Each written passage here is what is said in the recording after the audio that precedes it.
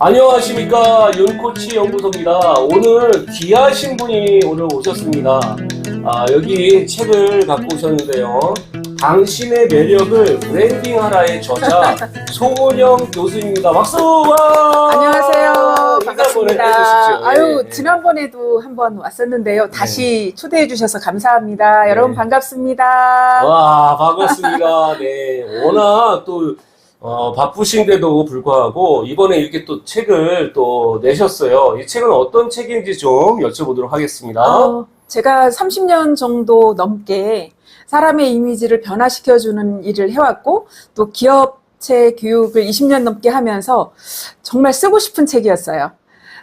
개인적으로 저에게 이미지 컨설팅을 원하는 분들이 많은데, 그러려면 시간과 또 경제적인 측면이 많이 이제 소비가 되니까, 지난 코로나 기간 동안 의미 있는 일을 해야겠다 싶어서 그동안 20여 년 또 30년 동안 직접 경험했던 것들을 조금 노하우를 모아서 한 사람의 가치와 경쟁력을 높일 수 있는 소위 이미지 브랜딩에 대한 책을 이제 쓴 거죠.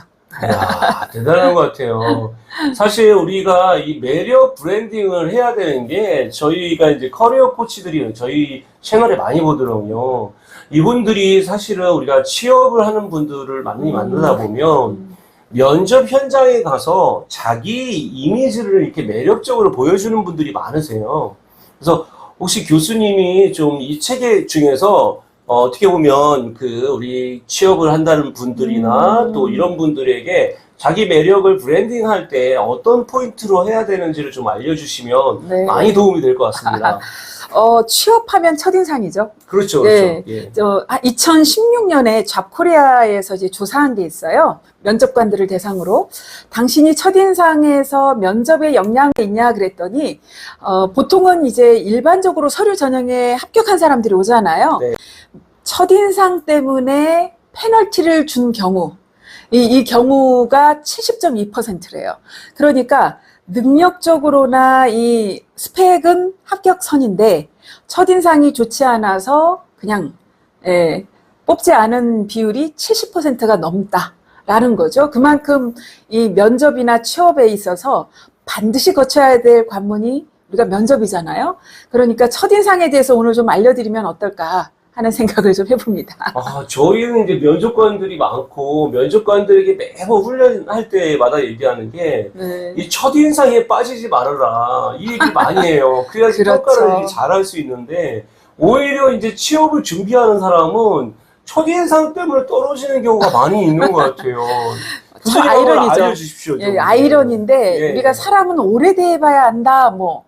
오래 대해봐야 그 사람을 판단할 수 있다라고 하죠. 물론 그 말이 맞는 말이긴 한데 그럼에도 불구하고 남녀 간의 첫 만남이나 또 면접이나 이런 결정적인 순간에서는 반드시 첫인상의 영향을 무시할 수 없습니다. 그래서 이 첫인상은 그럼 왜 그러느냐? 우리 인간의 뇌가 그렇게 생겨먹었어요. 우리 인간의 뇌가 본능적으로 누군가를 딱 만나면 제일 먼저 매슬로우의 욕구 단계에서 첫 번째 생존의 욕구죠. 이 사람이 나한테 위험한 사람인가 안전한 사람인가 이걸 먼저 본다는 거죠. 그렇죠. 그럼 면접에서도 면접관들에게 비춰진 지원자의 첫인상이 이 사람 우리에게 유익한 사람인가 아니면 우리 회사에 해를 끼칠 사람인가 이걸 먼저 보는 거예요. 네.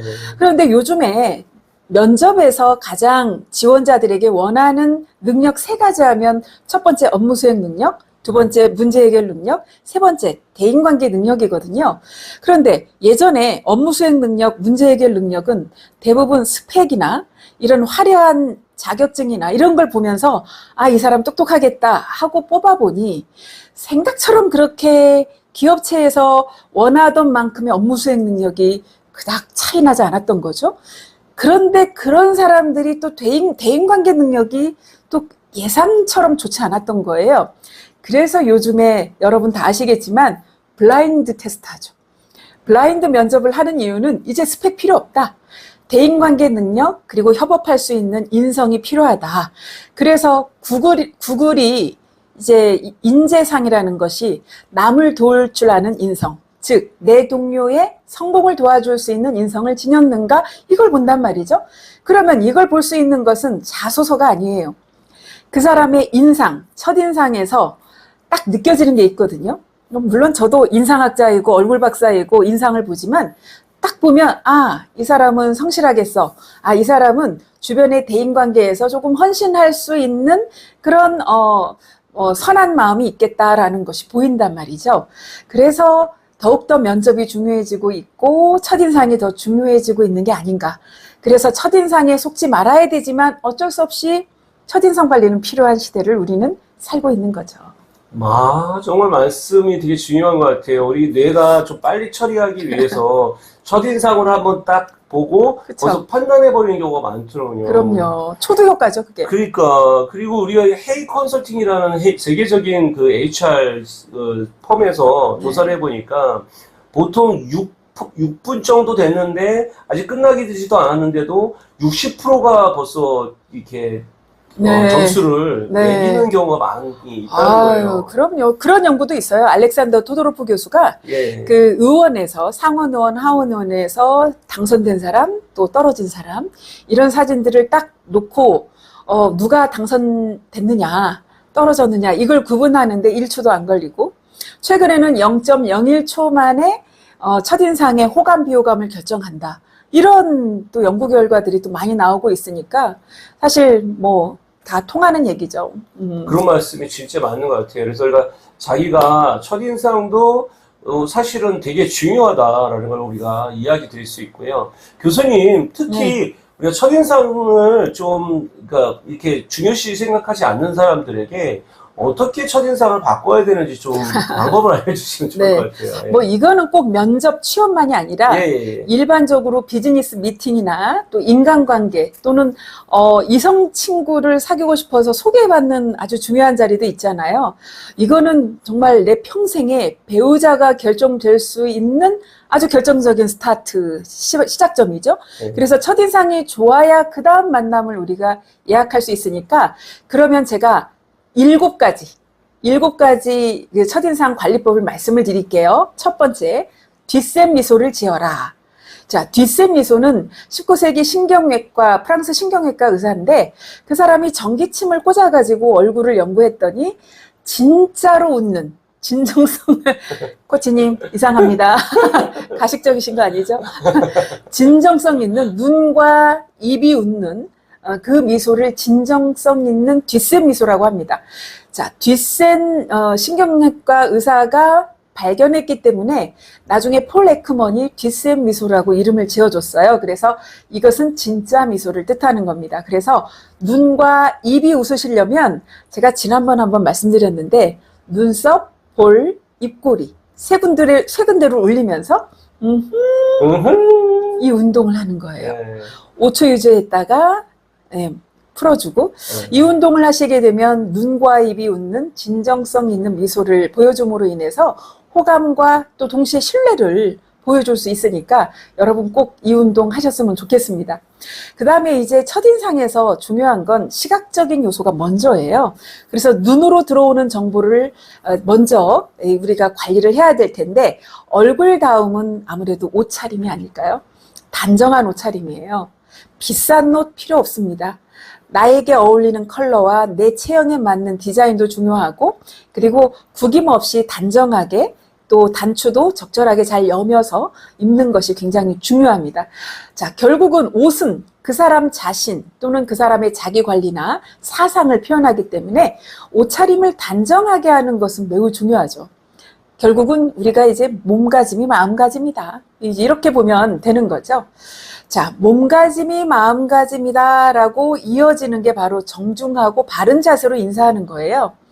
요즘에 또 그러잖아요. 에버랜드, 이렇게 얘기해도 되나요? 우리가 놀이동산이나 이런 데 가면 이렇게 인사를 하는데 예전에 비해서 형식의 중요성이 많이 이제 덜 해지는 것 같긴 해요. 친한 관계는 상관없지만 덜 친한 관계는 전 형식이 중요하다고 봅니다. 상대방에게 얼마나 정중하고 바른 자세로 때에 맞는 인사를 하느냐에 따라서 저 사람이 나를 아주 존중하고 또 정중하게 대하고 있구나. 아니면 나를 가볍게 대하고 있구나. 이거를 판단하니까 굉장히 중요하죠. 네. 계속 웃고 계시네요, 임코치님. 아, 네, 이제 자연스럽게 웃으려고 지금 뒷센 미소. 미소. 자, 그 다음에 시각적인 것 중에 정말 중요한 게 얼굴이 1000냥이면 눈은 900냥이다. 네. 그래서 아주 선하고 또 반짝반짝 빛나는 눈동자를 우리가 관리를 해야 되겠지만 오늘은 그 관리법은 좀 시간이 걸리니까 나중에 다시 알려드리고요. 상대방의 눈을 바라보는 거, 아이 컨택을 하자가 4번째입니다. 상대방의 눈을 바라보지 않으면 저 사람이 나한테 좀 뭔가 숨기는 게 있나? 아니면 부끄러운가? 자신이 없나? 이렇게 느끼기 때문에 진실성과 자신감에서 굉장히 오해를 받을 가능성이 커요. 그러니까 상대방의 눈을 바라보면서 인사를 하고 대화를 나누는 게 굉장히 중요하고요. 참고로 상대방의 눈을 바라볼 때는 양쪽 두 눈과 턱 사이 역삼각형이죠. 요 트라이앵글 존을 보시면 굉장히 편안하게 볼 수가 있을 겁니다.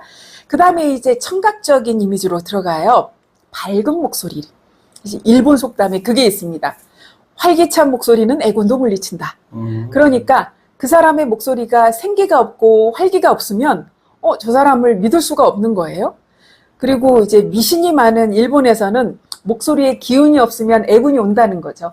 그래서 감사합니다. 송은영입니다. 안녕하세요 하고 씩씩하게 인사하는 게 좋고요. 네, 반갑습니다. 이런 목소리는 신뢰감도 호감도 줄 수가 없다라는 점. 그러니까 우리 코치님처럼 씩씩하게 여러분 안녕하세요. 너무 오버할 필요는 없지만 그래도 생기 있게 안녕하십니까 송은영이라고 합니다. 반갑습니다 하면서 좀 더 생기 있고 좀 더 건강한 느낌의 이미지를 주시는 것도 매우 중요합니다. 자, 그 다음에 대화 중에 상대방의 이름을 3번은 적어도 불러야 돼요. 적어도 3번. 만약에 이제 코치님하고 저가 오늘 처음 만났다고 쳤을 때 서로 인사하겠죠. 안녕하십니까 송은영입니다. 윤영돈입니다. 하면 이제 대화가 시작이 되는 거죠. 그러면 제가 우리 윤영돈 코치님 오늘 정말 뵈어서 반갑습니다. 와주셔서 감사합니다. 이렇게 인사를 하게 될 거고, 그리고 대화 중에 이제 하다 보면 윤영돈 코치님은 이런 면에서는 이렇게 생각을 하셨군요. 라는 어떤 이런 류의 대화가 진행이 되고, 적어도 3번이니까 또 대화를 마친 다음에는 윤영돈 코치님 오늘 대화 정말 즐거웠습니다. 다음에 또 뵙겠습니다 하고 인사를 하는 거죠. 자, 이렇게 적어도 3번이니까 3번 이상을 상대방의 이름을 불러주는 것은 매우 중요합니다. 모든 사람은 자기 이름을 누군가가 불러줬을 때 그 김춘수의 꽃처럼 어떤 의미 있는 존재로 느껴진대요. 네. 그래서 그 앤드류 카네기 그 철강왕 있잖아요. 그 철강왕이 철도를 이렇게 건설하는데 자기네 철강을 넣고 싶은 거예요. 근데 거기 철도역에 역장의 이름을 따가지고 공장을 만든 거예요. 철강 공장을. 그러면 열차를 놔야 되는 공사하는 그분은 누구 걸 쓰겠냐는 거죠. 자기 이름에 공장에서 나온 제품을 쓰겠죠. 이런 것처럼 사람의 이름을 누군가가 알아주고 불러준다는 것은 대단한 호감과 신뢰를 줄 수 있다는 겁니다. 마지막으로 적게 말하고 그 대신에 질문과 경청을 하는 거죠. 오늘은 제가 이제 말을 많이 했는데 질문을 하셨으니까 네, 오늘 아주 좋은 코치세요. 질문을 유도해서 저에게 많은 말을 하게끔 유도해 주시고 또 호응을 또 해주시고 또 가끔은 자신의 생각을 이렇게 말씀을 해주시고, 근데 이제 경청을 할 때도 정말 궁금해 죽겠다는 듯이 송은영 교수님 그렇군요. 이럴 땐 어떻게 하셨어요? 그 다음엔 어떻게 됐어요? 이러면서 질문을 간간히 한다면 상대방은 굉장히 호감과 신뢰를 가지면서 이 사람하고는 다음에 또 만나고 싶다라는 생각을 하지 않을까 하는 생각을 해봅니다. 와, 너무 박수 한번 주시고요. 오늘 정말 아주 좋은 얘기를 많이 해주셨어요.